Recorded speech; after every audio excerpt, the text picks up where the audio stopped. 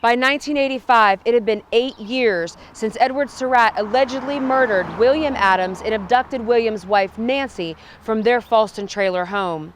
Meanwhile, Nancy's mother, Jean Batto, continued to endlessly search for her daughter in hopes that Nancy would be found.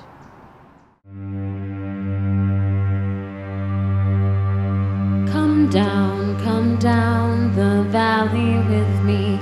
Come down where darkness came to be. Come down, the story still told. The night the shotgun slayer took hold. Come down the valley with me. No stranger thing has happened, you see. Come down, so brazen and bold. The night the shotgun slayer took hold.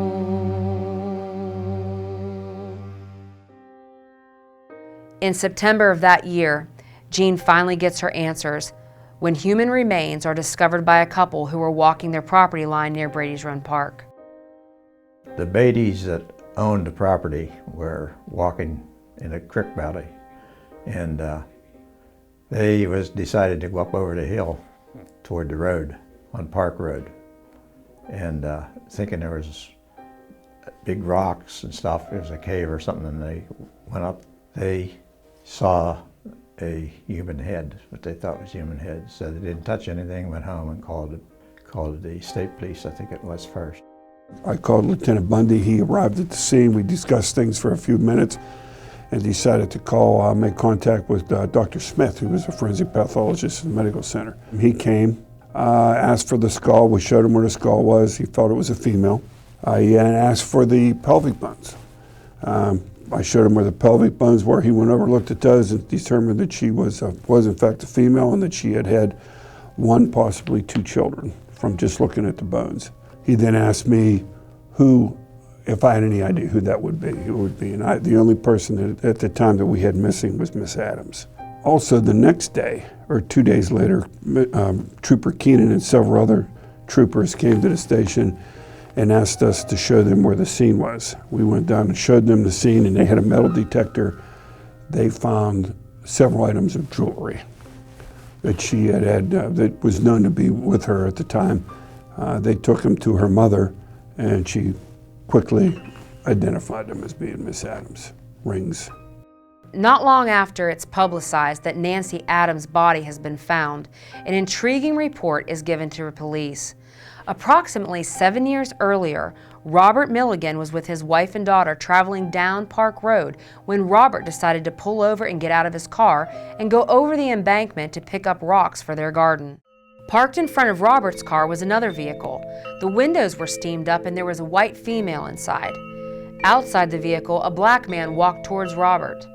There was a strange smell in the air, like something had died, but Robert thought it was probably an animal at the time. When State Trooper Frank Keenan talked to Robert further, he had him describe the car. The description fit the car Edward Surratt was driving at the time. Upon being shown photos of Edward Surratt, Robert is positive that is the man he saw 7 years ago. In March 1999, Pennsylvania State Troopers Ray Melder and Paul Epps interview Surratt. At the time, Surratt worked in a tag plant in prison that produced Florida registration plates. Surratt was considered to be a good worker. He was clean and disciplined. The troopers noted in their report that Surratt practices the Hindu religion. Surratt also has photos of his time in the military, including a photo of himself sitting next to a dead Vietnamese soldier. Supposedly, as the report notes, this was Surratt's first kill. Surratt told the troopers that there is nothing more that could be done to him that hasn't already been done, and that the families of the victims should just forgive and forget. The victims, in his opinion, were killed because it was in God's plan. Surratt also recants his confession about John Shelkin's murder, insisting that he was young, stupid, and wanted to avoid extradition to South Carolina. When asked about how many murders he committed, Surratt responds that he cannot answer for the old Ed Surratt, who died spiritually in 1992 when the new Ed Surratt adopted the Hindu religion.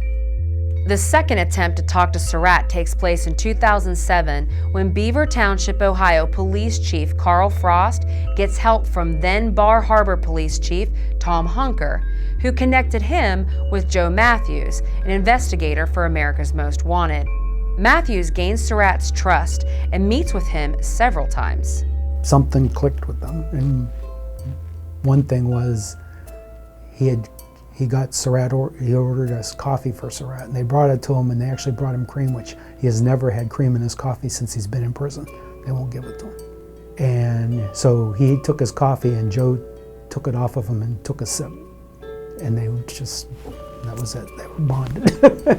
I guess it's a prison thing, I mean, I understand it, but I wouldn't have known that, but Joe knew that from so many homicide investigations and interviewing so many prisoners that he developed a rapport with them. Before Surratt gives information about any cases he was allegedly involved in, he wants to ensure that he gets something in return. The ways you get Surratt to cooperate is you have something for him that he wants. So he's playing a cost-benefit game where he wants this, but if it's going to get him something that's going to be too high of a cost, then he's going to back off. He wanted to be transferred to South Carolina because he believed, I don't remember all of his beliefs, but anyway, that was all, it was just creature comforts, and he hates Florida. Now, Ohio does do all of the things that he wants, but he won't talk to me anymore. During their conversations, Surratt tells Matthews that both Linda Hamilton and Renee Greger's bodies are unrecoverable. All in all, there's no assurance that the full story of what happened to all of Surratt's alleged victims will ever be known. He's unusual in that often when serial killers start confessing, they want to be the biggest, baddest serial killers, so they'll put it all out there. He's doling out information to get things back. And so he's quite a calculating person. I mean, he's getting up there in age. He is as sharp now as he probably was then, or very near to it. He's not going to tell anybody out of the kindness of his heart because there is no kindness in his heart. Sometimes when you're dealing with psychopaths, there's no remorse. Can they be taught that? Can they understand it? I'm not so naive to think that somebody can't come out of that and at least understand at some level. But Surratt's at a point in his life, by what we know, that the only time he would be willing to give up any information is if there was something in return. That's someone who doesn't really understand remorse. And talking to some of these survivors, they said that they wouldn't mind having information from Surratt. It would be important to them to know. And then others said, you know what, I'm past that, I'm not even going to worry about it. A person who has committed that many homicides really is, again, like I said, at that place in their life where they're not in a position to feel sorrow or pain or remorse for what they've done. But it doesn't mean that they can't share information. And hopefully he could look at it from that standpoint of, what if this was my family? I would want that information. And hopefully he'll give that information out, but I don't think he's at that point. In his 1999 meeting with investigators, Surratt had this to say for himself. "I've progressed beyond the realities of this world. I will spend my days in heaven. People speak out about hell, but hell is here on earth. No one can do anything else to me that will matter." People have written articles and made me appear to be a monster. You tell the people, I don't care. I don't have a conscience, and they can't do anything more to me. It just doesn't matter.